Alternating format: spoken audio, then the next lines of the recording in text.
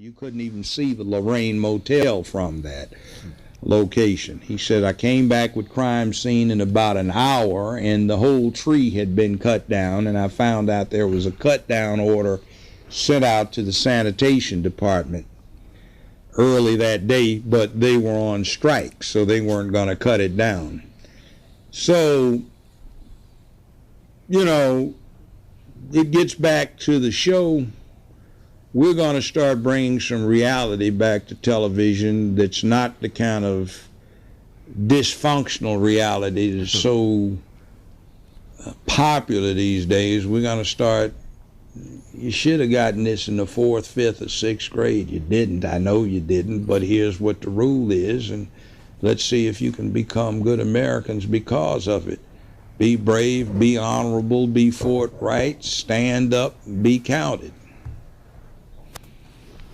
See, I always said something bad about this so-called international war on terror. This is just an interesting thing that I did. I said, we live in the land of the free and the home of the brave. What are we supposed to be so terrified for? Hundreds of thousands of Americans have been injured or died trying to secure freedom and liberty. So we're going to give it up because we got slightly scared. Be brave. Stand up. Okay, thank you, brother. Somebody said we got an echo in the radio. I'm not sure, Ken. They said we got an echo in the radio. Okay, so you heard that Judge Joe Brown said that the 30-yard six had never been shot. Mm-hmm. And even if it had been shot, it would have missed from where they found it at. Yeah. And he said King was shot with 2 different handguns, or 2 different bullets. And so,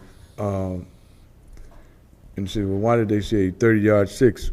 Because they say he was in room 306. That was the only reason that they used it. And they picked that because of the room 306, and it was the first time that King had been given a room with an outside balcony. Mm-hmm. Normally King had rooms that were inside where you couldn't even get a view of him from a balcony. Now, mind you, the Holiday Inn refused him when he went there. And the Holiday Inn's refusal was that Ernest Withers had went there before King, and it said, give me this room and give King this room. And so Withers, his job was to make sure that J. Edgar Hoover and them were able to bug the rooms that King was given, because Ernest Withers, who J. Edgar Hoover said gave him a front row into the life of King. And so with Ernest Withers doing what he did in terms of going to the Holiday Inn, but the Holiday Inn knew something that day, Wally, because King had never stayed in a black motel. I mean, when he got to the Lorraine Motel, that was the only place he could have went. It was another other motel. But for some reason, the Holiday Inn refused him coming into the room that day, or even renting a room. I guess they didn't want the blood of King being on the Holiday Inn's so-called reputation in the years to come. So for whatever reason, the Holiday Inn refused him a room. He ended up at the Lorraine Motel. Now, the interesting thing about the Lorraine Motel was that when the shots rang out, nobody called the police. Police showed up. Because when they went downstairs to get the lady to call the police, she was already dead. Remember, the lady had dropped dead. Yeah. And so they were not able to call the police. And so but people, they see King talking to Jesse, and they smiling, and people thought that was actual April the 4th. No, that was April the 3rd. That was the dress rehearsal. That's right. The next day. That's right. And so King is telling Jesse, because Abernathy's book says that, and Abernathy's book said that he had never seen King so angry. In the 2 days before King was assassinated, he said, Jesse said, "Don't worry, Dr. King, it's gonna all be okay." And King said up and stood up and said, "It's not gonna be okay. And if you wanna run an organization, go get your own to run." And King got up from the meeting, got in a car and drove off. He had never went into a car by himself. Never. He just didn't do that. And, he didn't drive by himself. And so Abernathy said, "I had never seen Martin King so mad as the day that Jesse made him mad, the 2 days before they assassinated him." And so the next day, they kind of made up, on the April the 3rd. This happened April the 2nd when they got into the big confrontation. Because remember, the first time they were there were some disruptions in the march, and they said that King had started the march and violence broke out among the King supporters, when in fact there was a 16-year-old boy gunned down by the police. And so all of the cars, they said, the invaders who drove down there all had Illinois license plates. And so, but there's been a conflict as to who the invaders were. But they all had Illinois license plates. And then at 5:45 on April the 4th, Jesse told them they had to check out the room. Who checks out of a room at 5:45? In the morning. No, in the evening. Oh, yeah. This is 15 minutes before they killed King. Oh, okay. He tells them that they're no longer going to pay for their rooms and that they had to check out. Now, I thought you had to check out a motel about 12. Yeah. I never knew. I thought you got charged for another day. Right. It was 5:45 in the evening. Right. And so at the end of the day,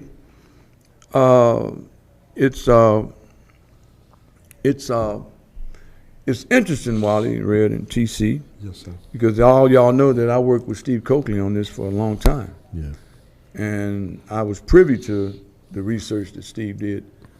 And even when we were trying to find Joseph Crittenden, they told us he was on a church on 37th and Wabash. Right. And we went over there to no avail. And they told us when we got there that he was no longer alive, that he had died.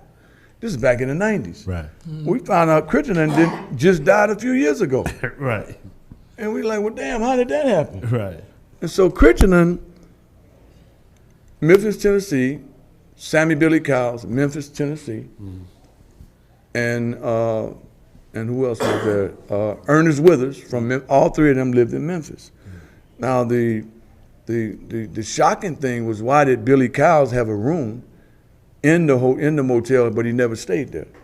Billy Cowles was, in and out of the motel during this particular time, but Billy Cowles never stayed in the motel, though he had a room next door to King.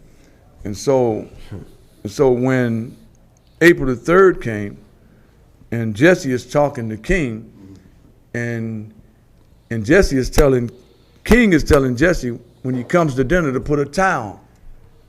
And Jesse tells King, "I don't need a tie, all I need is an appetite." And so everybody, according to the FBI, the friendlies would be those that did not have on ties. Right. So Jesse could not put a tie on, Right. because then the FBI said, "Don't put a tie on." And the history in the book says that all the friendlies of the FBI would not have ties on that day. Right. And so Jesse said, "King, I don't need a tie. All I need is an appetite.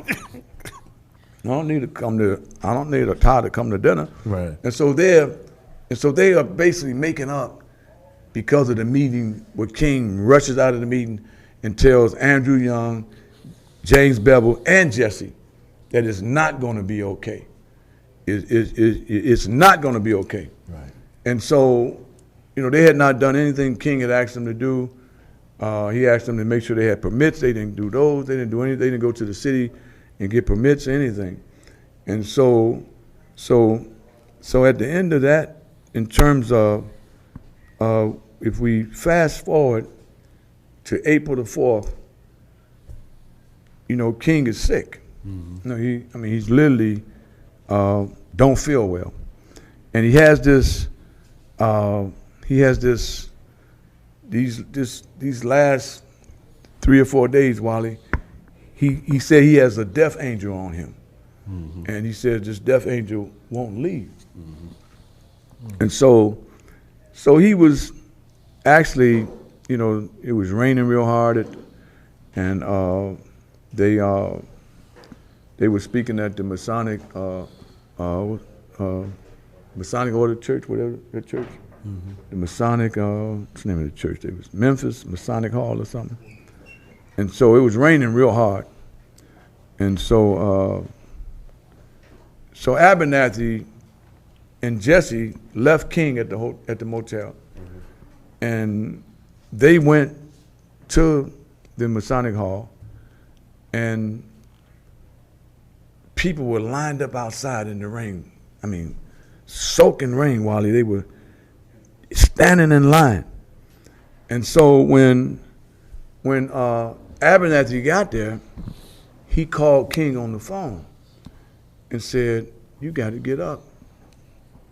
I mean, these people didn't come to hear us." He said, "It's about 5,000 people here." And as Abernathy is telling that, Jesse's in the background saying, "Hang up, hang up." And Abernathy is like, "What are you talking about?" He said, "Let Dr. King know I'll speak." King jumped out the bed saying, "Under no circumstances will he speak." So King gets out the bed.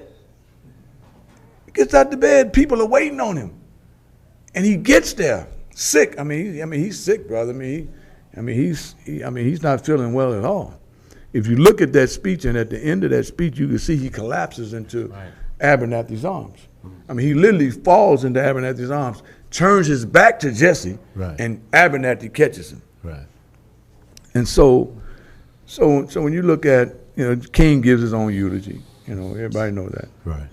You know, he talking about, "I don't want a long funeral." You know, don't. He tells Ben Branch, "Play it soft. You know, play it nice, play it soft, Ben."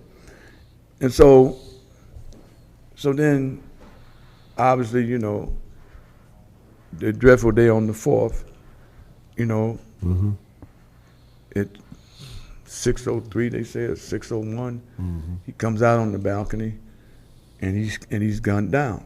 Now, Billy Cowles was up there.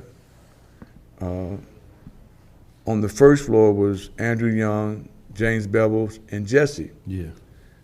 At 6:01, Jesse hollers up out the window, "Our great leader, our great leader," and King comes out. King comes out, boom. And so, I don't know if that had any, Bearings on it. Any bearings on whether he called King out on that balcony. Yeah. Because ain't nobody never told us any difference. Right. But he did call him on the balcony. Yes, sir. He was on the first floor. Yes, sir. And, "Our great leader," he hollers out, "our great leader." And so then he tells the story that King died in his arms. Abernathy, Andrew Young is on national TV saying, "I don't know why Jesse took his hands and dipped it in the blood and wiped it on his shirt." He said, but he did it. And for years, Jesse would not correct that lie until we actually made him correct it. And he said, "Well, I was just young and ambitious. I wanted to be important." Right. You gonna tell that kind of lie? Right. And then Jackie is worried because Jackie is saying he won't take the shirt off. He got the shirt on for a whole week. Right. So he flies into Chicago. Then there's no record of how he got out of Chicago, how he got out of Memphis. The planes, trains, highways, everything shut down. Right. I don't know how he got out of Memphis, but when we finally got to where we was trying to get to, when Steve would come into Chicago and we would ride around and try to get information and talk to Coretta, and Coretta did let Steve into the archives, let him read some of King's stuff. But when King is shot, James Orange and Hosea Williams and Andrew, all of them, and Hosea Williams says, Abernathy says, "Please don't nobody talk to the media. Please don't say anything." And Hosea Williams said he looks over the fence, Jesse talking to the cameras. Right. And he said, if I could have got over there, Wally, I'd have stumped a mud hole in his ass. Because I'm like, I'm going to whoop this nigga because we just told him don't say nothing. Right. And he over there running his mouth. Well, Dr. King died in my arms. I was the last person to talk to him. And man, they like, this nigga lying too. So they angry, you know. Yeah. He had his own agenda. So you know, then Abernathy says when they got to the hospital, he saw the last humiliation of King. They pulled his skull back or something and said, look at your leader now. Mm-hmm. Then there's other words said that he wasn't dead when he got to the hospital. They put a pillow over his head or something, all kind of crazy stuff. Yeah. But the fact of the matter is we do know that James Earl Ray didn't do it. Right. That's the point. But the fact of the matter is we don't know who did it. Right. And don't you think that black people should at least know? Yes, sir. I mean, we should at least know. And so anyway, we got Joseph Crittenden. We found out we couldn't. He wasn't in Chicago. They sent us off. Right. Sent us over on Wabash. He had a church over there. They sent us off over there, and so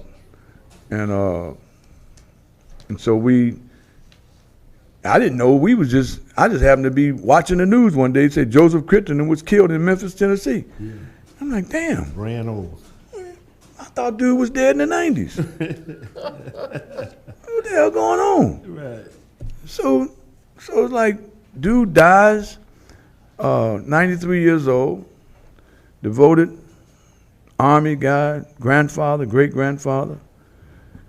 Heard about a police shooting, jumped in his truck, and round the corner to see what happened. And he got out of his truck and walked across the street, and white guy ran him over. And they said to the white guy, they said, you didn't see him? He said, no. He said, how come you didn't see him? He suffered internal injuries and died in the hospital. Mm-hmm. And so the guy was never charged, but he was 93 years old, and this was in 2012, May. Like I said, I think I was on the show when I saw this. Yeah. I'm like, damn, I thought dude was dead in the 90s. Yeah, you were boys. Yeah. I mean, me and Steve was looking for him. They sent us off on talking about he was in Chicago. He was all alone in Memphis. Right.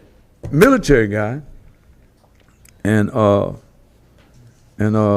to find out that he was the guy who drove Jesse to the airport, allegedly in a military tank. Yeah. Now we don't know. Masani, yeah, we don't know how true that is, but that's what we were told. Mm-hmm. And so we took it at that. Mm-hmm. And so to find out that this guy drove him and Gary Masani, we didn't know who Gary Masani was, right, other than he was studying to be a priest, but he just passed away a couple months ago. Mm-hmm. And since '68, he's been at Push.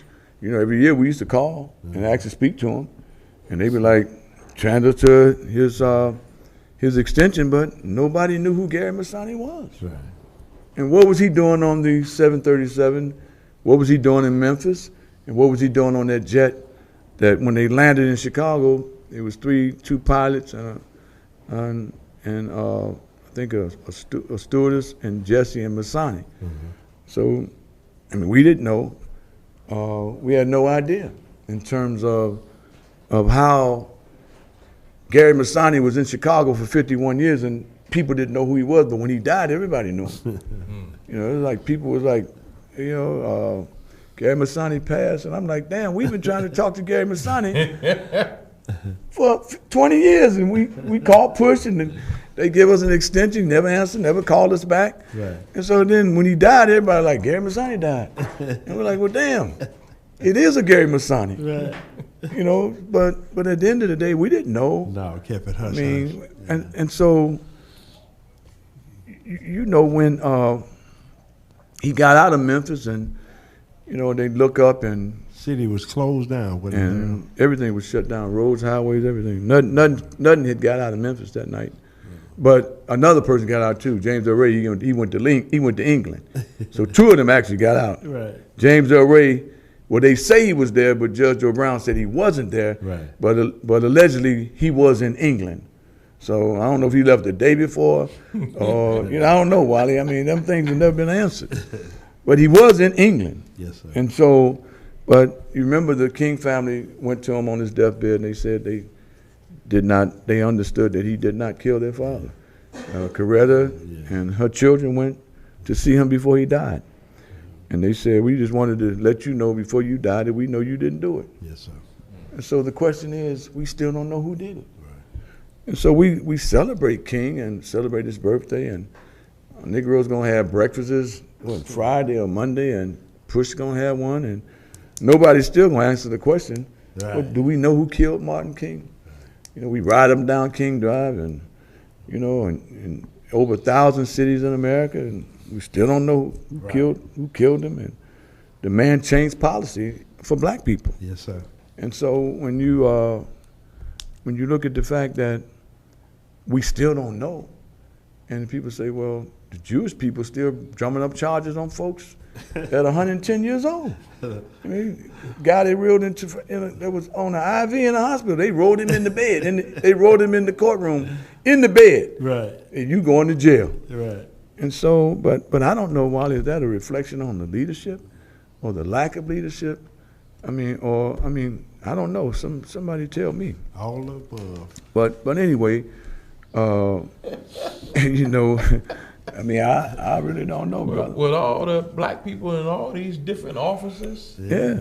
you would think that we would put our collective intelligence gathering skills to get to the truth. Mm-hmm. I mean, if a man gave his life for you, Mm-hmm. Yeah. and the enemy wanted to placate you and give you a birth anniversary that you got to recognize, except for them demons in Arizona. Yes, sir. Right.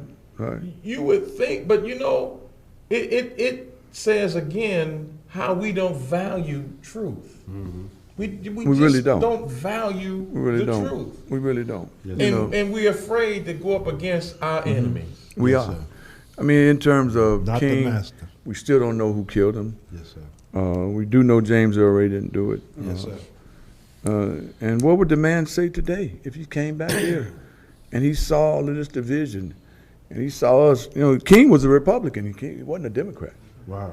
And King said, he said, don't give your your allegiance to one party.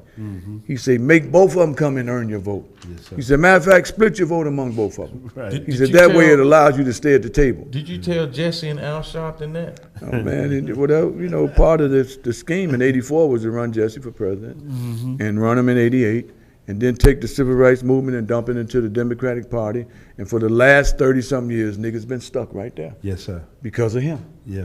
And I mean, and Well, you know so what they vote for. so when you look at the division, I mean, and we looked at what Tom Barrack and Steve Schwarzman, Jamie Dimon, and Wilbur Ross, Steve Mnuchin, that benefited off the sale of 8 million homes that went into foreclosure, that Nancy Pelosi and Schumer and Obama said, bailed the banks out, and Nancy Pelosi said, if we bail out the homeowners, they will take it as a handout and not take responsibility for them not paying their mortgages. What the hell were you talking about, woman? I mean, so you took the people's houses, put it under private equity owners, and then they leveraged those houses and took the equity out the houses and got the houses on pennies on the dollar. And 8 million people, 65% of them black, lost their homes. Yes. And you telling us now you want to put this goddamn Democratic Party down our throats? We say hell no to all of them. Yes, sir. For what? We owe y'all. Only thing we owe them is a swift kick in the ass. Wait. That's what we owe them. The Democratic Party. The Democratic Party, we owe them a swift kick in the ass. That Yes, prompt Nancy Brazil or Donna Brazil Yes, to sir. give Miss Clinton the answers to questions, or give Exactly. her the Yes, questions, sir. Exactly. Yes, sir. so that they You could go cry. slight Bernie Sanders. Yes, Exactly. The same one that had what's his name, Podesta, who they got all his emails. Yeah. Come on. That they were scheming Come on. to make sure that Mr. Sanders didn't receive the nomination. Wait a minute. The same Democratic Party Yes, sir. that could not even handle that a man like Donald Trump outfoxed them. Exactly. And did not spend no campaign money. No, sir. He did a miraculous thing in America. He used the media for his advantage. They say got billions of dollars of free airtime. And they could not handle defeat, so they created a red herring called Russiagate to Right. take your attention away from the fact that Hillary Clinton got all these emails on a private server Yes, sir. that ain't nobody investigated yet. Nothing. That is at the root of the demise of brother Muammar Gaddafi, Yes, sir. the fall of the Libyan Jamahiriya, Yes, sir. and really is at the root of the immigrant situation in Europe right now. Yes, sir. Exactly. The same Democratic Party. That's them. Exactly. And they want us to vote for them. Yeah. Exactly. Yes, sir. So, black people, why would you vote for them? I've been doing it all the time. You know, it's the same kind of trick, brother. Yes, sir. You know, like the red herring said, they would put the dogs out and they smell the red herring Right. on one end, remember, Wally? and they would send them in a different direction Right. and just fake the dogs totally out. And that's exactly what they're doing with us right now. 52 cars Is, fake out. you know, it's something that misleads and distracts you, and it's all fraud stuff. I mean, a fraud conclusion in terms of how they do it, and so when you look at the red herring fish, first of all, there's no such thing as a red herring. You know, Darn. you know, and you know what I'm saying. That's the first lie.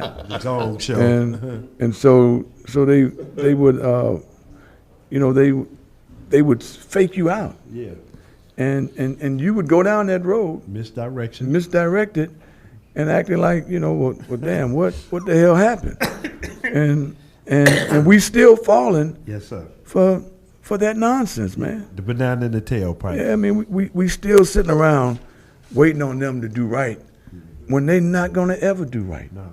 I mean, I don't understand. Wait a minute. It was like Wale said that you see that man walking across the street. He has no. What you say, Wale? The minister, the messenger told the minister. He said he has no good and no good in him. Say, have you ever seen a man? You know, one of the things that I like, you know, the story of, you know, geese. You know, geese can fly 75% further in flock Right. than they can by themselves. Right. And there's a history, there's a story with geese, you know, in terms of like the book of Ecclesiastes chapter 4 says, two are better than one because they have a good reward for their labor. For if they fall, one will lift up his companion. But woe to him who is alone when he falls, for he has no one to help him. Again, if the two lay down together, they will keep warm. But how can one be warm alone? Because you ain't got no sister, it'd get cold, huh? Therefore, but one may be overpowered by another. And so, I guess what we can learn from geese is when a goose falls out of formation, it suddenly feels the drag and the resistance trying to fly along. And quickly they get back into formation to take advantage of the lifting power of the bird immediately in the front now. The dovetail going alone means independent flock, but if I can fly 75% further in a group, then why won't I be in a group? I mean, these Negroes, they be running up down the basketball court doing this. You ever see them doing this? Yeah. The team that they playing for, you know, they doing this shit. You know, I'm you know, running up down. You know, they talking team. You know, it wasn't me. It was a team effort. You know, and my team. Right. You know, go interview quarterback. No, it was my front line, the offensive line. They protected me, and you know, and we were just together. You know, we just played together as a team. Yeah. The minute they leave the field, Wally, they all individuals. They don't even know. They don't do teamwork when they leave the field. Now they Twitter and social media, and Facebook and Instagram, talking about individual stuff. Yes, sir. Acting a complete fool. Yeah. And so where's the team in terms of that? Yeah. And so So you have like their goals. We're gonna score a point.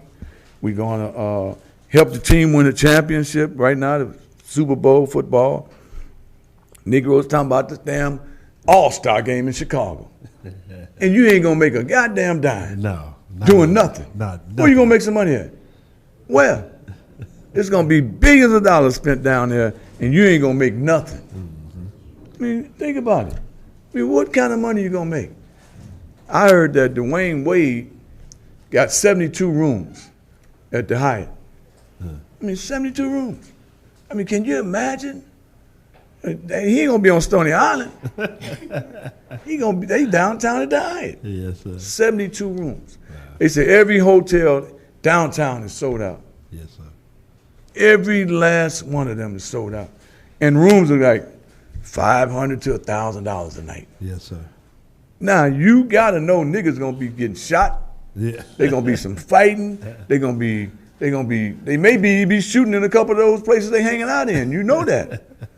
You know Wally, that's going to happen. Yes, sir. And I ain't trying to say it's going to happen. I'm just saying when they all get together, Yes, sir. they're going to be fighting. Something going to break out. They're going to hit somebody in the head with a bottle. Next thing you know, all kind of shit going to break out. So geese, sir. when the lead goose gets tired, it rotates back into formation, and another goose goes in the front. Now, that's leadership. Yeah. You know, I mean, sometimes a leader gets a little power goes to his head. You know, he swerves off course. But in a flock of geese, you know, the lead bird makes a hard left, and the flock is off course, and they end up somewhere other than where they trying to go. And so when you have, you know, God has never failed to provide leadership, Wally, for our people. That's right. It's us That's right. that refuse the true leadership that he gives us. That's right. I mean, that's what that is. That's right. For 40 years, they run around in the wilderness. You know, the geese in formation, they honk from behind to encourage those who keep up the speed. Ain't that something? They encouraging. You know, they doing that. You know, they do. Yeah. You know, keep going. You know, they encouraging one another. I mean, so think about that. I mean, do we encourage one another? But you know something? You know why that works? Because the geese obey the nature that God created them. That's in. right. And That's the- right. and That's the right. ants. See, at the That's root right. of our disunity Yeah. is our rebellion. Right. That's right. And we don't even understand the enemy. He knows what we crave. He knows. He even knows that the cry for reparations is right. But what he do? He got right in the front. Right. He divided all of us, even on the idea that is right. Right. And before we take the call, Pat, I want to say one thing. Then we take the call. When a goose gets sick or wounded, two geese drop out of formation, and if one of them gets shot, those two geese go down with him. They stay there until he's able to maybe fly again, or he dies. But they don't leave until if he can't fly, then they will leave him there. But if he can fly, they'll make sure that they don't leave until one or two things happen, Wally. Either he's able to fly again or he dies, and then they launch out on their own and then catch up with the formation down the road. But just think about that. One gets sick, fall, two of them go down. Obedient to God. I mean, two go down to see about him. Let's take the call. Caller, you're now on the air. Mr. Harold, Yes. this D from Baltimore. Hey, what's happening, D, in Baltimore? Ain't nothing We still don't know who killed King. on the panel. Huh? We still don't know who killed Martin. That's all right. In due season, it'll come out. Every rock will be turned over. It'll be revealed in time. That's right. The time and season for everything. But hey, Mr. Harold, you know that guy that was over there in California that was having sex with these black boys? And Yeah, they that wind up politician guy. murdering Yeah, I know you're talking about. Yeah. Yeah. I wonder how he plays into a lot of things with, because he got his hands. He financed a lot of these Democrats, these big, like the Clintons, and You know, all them folks like that. You know, and he's been doing that for years. Mm-hmm. You know, and a lot of them Democrat politicians. They got Yeah. folks He's like that, a multi-millionaire. He gives money. He gives millions of dollars. You know. Okay. He gives millions of dollars. What you think about this Bloomberg guy that's running for president? Ain't no more black folks in the run no more. You got Bernie up there and Elizabeth, and they seem like they beating her up because she's a woman or whatever. You know how they do and stuff. But all the black folks is out now. Corey out of there. Mm-hmm. Yeah, well, they wasn't going nowhere, no way. I mean, when Kamala Harris had the opportunity to indict Steve Mnuchin, and her office had all the evidence, and she chose not to, and now she wanted to run for president. Did she think we was gonna forget? I mean, did you think we were gonna forget with her locking up mothers whose children were missing school because they were ill, and she said they were truant, and mothers went to jail, black women went to jail? Did Kamala think we was gonna forget? No, we don't forget. No, we not gonna. No, I mean, We forgive, but we don't forget. I mean, so at the end of the day, I mean, I don't see any of them beating Donald Trump. I mean, No way. they say he's gonna be impeached, reelected president. Now what? Right. I was looking at Nancy Pelosi today on there with I guess a lot of them had lawyers. They got one black woman in that crew and stuff. That's like the Doug and Pony show. And the question is like what Brother Wiley said the other day, like what's really going on right here? Cause something get ready to pop up in this economy. I don't know what it is. I personally think it's I think it got something to do with them student loans for real. Especially with the folks that haven't really paid nothing on them student loans and stuff. But something is getting ready to happen in the economy. Just give it a minute. We'll find out what it is. It'll reveal itself. Oh, But yeah, I don't without a think doubt. it'll have to really take place until he got to get his second term first so they can steal some more money. Oh, yeah, without a doubt. Without a doubt. I mean, even when Steve Coakley passed in April of 2012, I mean, and we, then right after that, Crittenden died in May of 2012. I mean, Steve didn't even live to see that. We was looking for dude, and we didn't know dude was still alive. Right. I mean, but Steve was deaf on all of that stuff. I mean, I was just blessed to be around him and be able to sit with him and go over the research with him. Yes, sir. And I got all his books that his ex-wife gave me. Yes, sir. You know, with all the notes in them. One day I'm gonna bring them up here. Yes, sir. You know, and the stuff that it wasn't no internet stuff he was doing. Right. Steve Coakley was reading books. Right. I mean, he was digging deep. Right. He was digging deep for stuff. And he took it, even when Jesse got to Chicago, why was Don Rose riding around in a limousine with him? For what? What was that all about? Why was Don Rose riding around and he got this, and then too, he was the first person to call Coretta. And they told the nigga, don't say nothing. First he called Jackie. Jackie, Martin has been shot. What we gonna do now? He wasn't on the phone. You don't know if that's what he said. That's what he said. That's what he said. Then he called Coretta. Martin has been shot. What we gonna do now? You imitate him good. That's funny. What we gonna do now, boo boo? You got, you've been practicing on that voice for years because you got him down pretty good there. Hey, That's really sad and stuff. talking about King and, died in I his guess they wait arms. for generations to die off too. Please, They wait every for generations to die every off. January and April we get a chance to talk about this shit. And I know them niggas mad. You think I give a damn? Please, Wait till that silver case come out. I don't give a damn. They have the breakfast, You know? right? On Monday. What you say? They're having the breakfast Monday, right? Is it Monday? Yeah, it's They gotta have be. a couple of them. You know, we used to protest them. Patrick went down there, and this is a true story.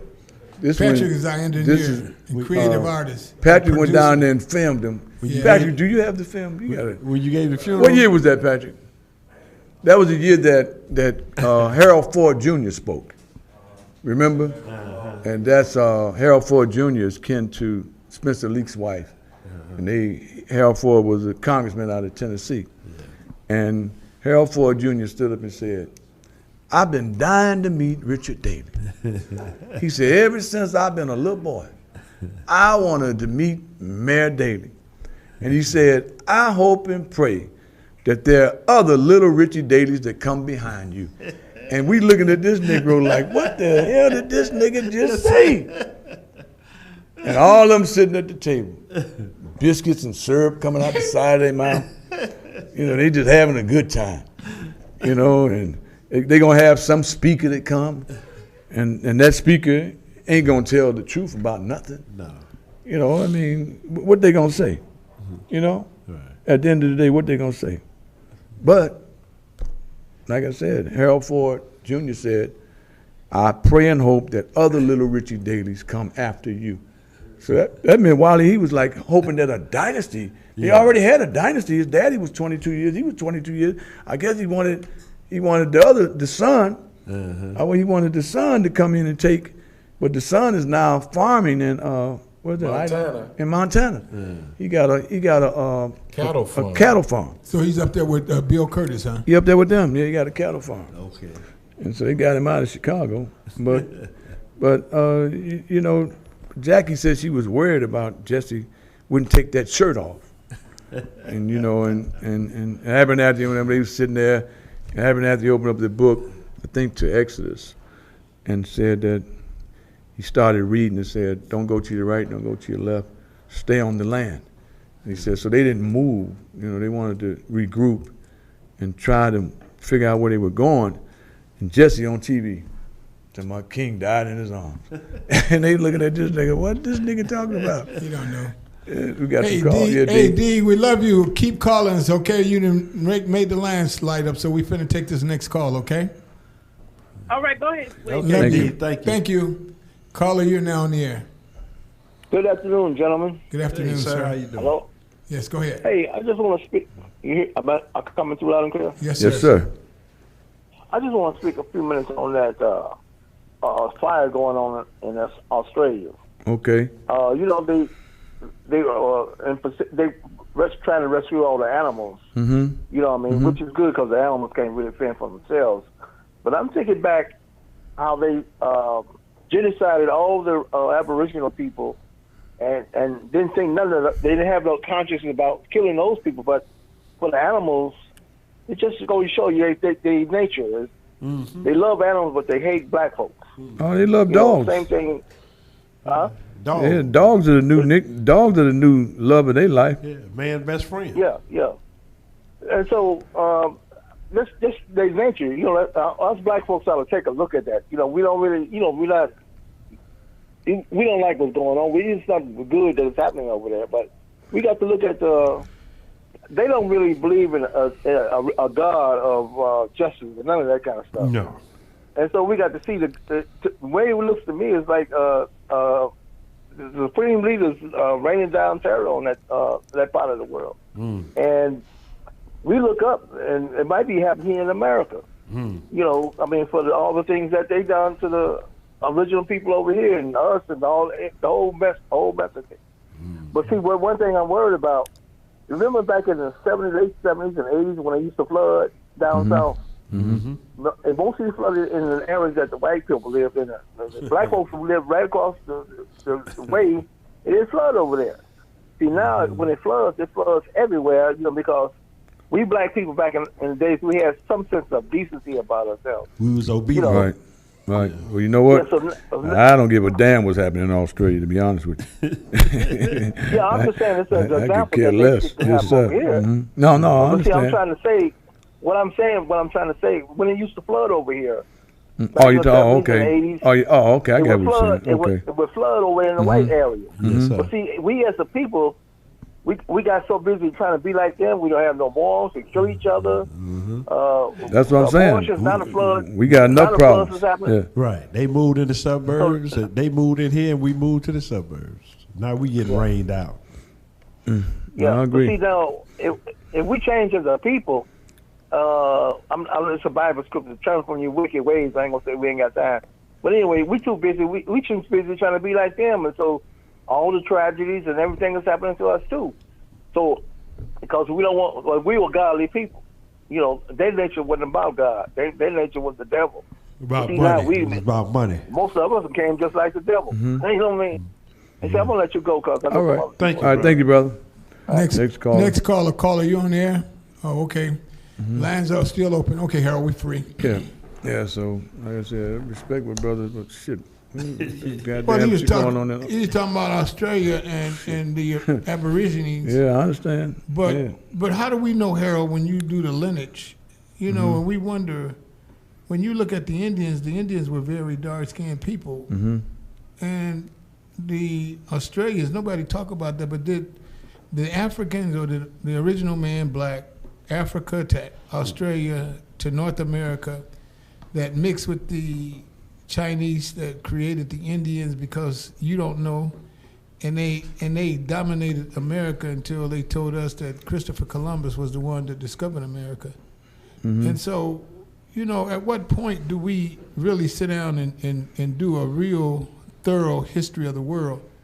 Because, see, we've been told so many lies, you know, that it's very hard and difficult for us to differentiate what is true and what is lies. And so when we start talking about the origination of the black man, he didn't just stay in Africa, he moved around the world. And the Most Honorable Elijah Muhammad, I'm not quoting him correctly, Brother Wally, you correct me. Without the black man, there would be no white man. There'd be no man. Well, I would say, if I may, brother. Yes, sir.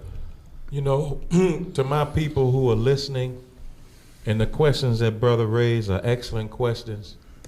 There is one man that can supply you that answer, and that is the Most Honorable Elijah Muhammad. And through his minister today, we know that the Chinese didn't have nothing to do with no Indians. The Indians are original people. Yes, sir.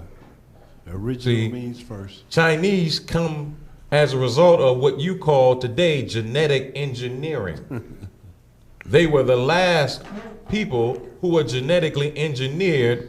The last was the Caucasian. He said that the Chinese was nearest to the Caucasian people. So you don't know these things.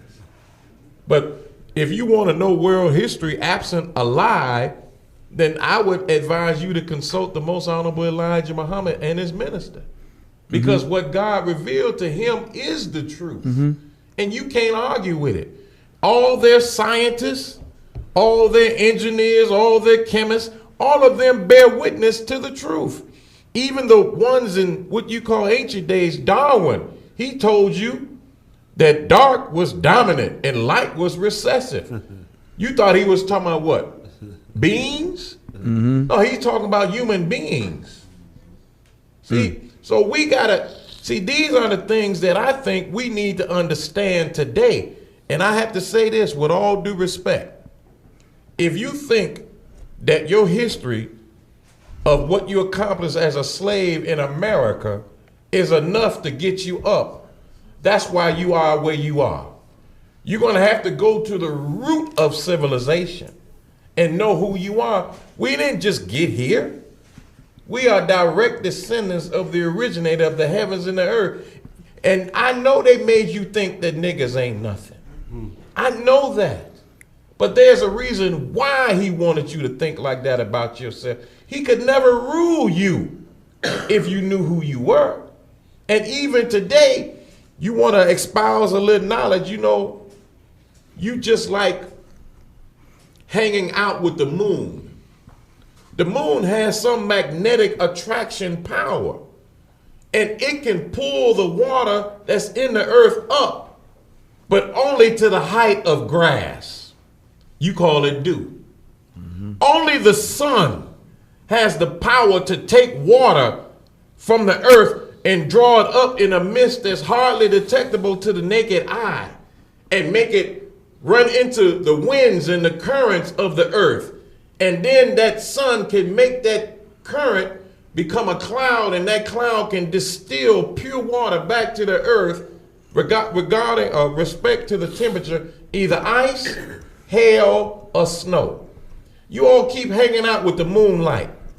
And that's why you only get as high as a blade of grass. But if you come on with meat and start dancing in the light of the sun, then you can rise to the height that you ain't never thought you could be. Hanging out with these people in their history is only like moonlight. That's all it is. That's my public service announcement. Thank you, All Brother right. Harold Thank Davis. You. Thank you, brother. Thank you, brother. Okay. And so anyway, this thing with King, you know, we still don't know who killed him, and there's nothing you can even. I don't even know if there's anything you can find on the internet. There's nothing at all that you can find on the internet in terms of how he got out of Memphis that night, Jesse. How and Gary Masani, who was on that airplane with him. Yes, sir. I mean, there's there's nothing at all that you can find. And so I got a question. Yes, sir. Because there's nothing to be found nowhere, no trace of what actually happened. There are some people, of course, who know. Now, why did they make the decision to keep that information back, number one, from black people, and number two, the general population? Because when before King had died, there was a memo that they had identified King's successor. And J. Edgar Hoover said, "We have found his successor. And when you find out how young he is, you're going to be surprised." And so we looking at, the letters that are not there, but and so, we look at, they had 1, 2, 3, 4, 5, 6. So we like, okay, we go Jesse, no. So we found out that it wasn't Jesse that they had identified, it was Samuel Proctor. Yeah. That they identified to take King's place. Yes, sir. And Samuel Proctor was the youngest president in the history of black colleges. He was considered Jesse's spiritual Merlin. Yes, sir. And so Proctor was What's a spiritual Merlin? a magician. Yeah, he was considered Jesse's spiritual Merlin. Yes, sir. And so it was Samuel Proctor who, when they had the big protest in North Carolina, A&T, remember, they put 10,000 flyers out that said your great leader was locked up. And so the kids that were protesting said they didn't know who Jesse was and how did he get in jail. And then he takes toilet paper and writes a letter from a North Carolina jail, word for word, that King writes the letter from the Birmingham jail, word for word, and he had not even met Martin yet. That's plagiarism, right? Yeah, so at 19 years old, Yeah. he's uplifted by Proctor Right. as this great young leader that nobody knows who he is. And so says that your great leader is locked up from the lunch counter. Now, they said, well, who the hell is he? And remember he said he was a starting quarterback at U of I, only to find out that he never was on the football team at U of I. And so he's had a history of lying Right. at a very early young late age. So when we got the memo and went Jesse, and it was 6 letters, come to find out it was Samuel Proctor who J. Edgar Hoover had identified as the successor to King's throne. And so, and remember Proctor ended up over at Ebenezer Church for a while after Adam Clayton Powell left. Yes, And so Proctor was a part of the COINTEL. Right. Yeah. Right. And now over at Trinity, they have this Samuel Proctor School or something. I don't know what the hell they came up with that for, because we know who Samuel Proctor was. Yeah. And so at the end of the day, they had identified Samuel Proctor as the apparent heir to Martin King's throne.